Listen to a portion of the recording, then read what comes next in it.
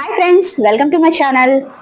మనం జర్నీస్లోను నెక్స్ట్ ఎక్కడికైనా ఏదైనా ఫంక్షన్కి కానీ ఏదైనా వెళ్ళినప్పుడు మన బ్యాగ్లో సగానికి సగం వచ్చేసరికి అంతా కూడా బాక్సులు వైజ్గా మనం ఏంటంటే ఈ మొత్తం జ్యువెలరీ కానీ బ్యాంగిల్స్ కానీ స్టిక్కర్స్ కానీ నెక్స్ట్ ఏంటంటే చైన్స్ కానీ క్రీమ్స్ కానీ మనం నచ్చినట్టు రకరకాల బాక్సులు అనేవి మనం హ్యాండిల్ చేస్తాము. మనకున్న బట్టల కన్నా ఇవే ఎక్కువైపోతాయి.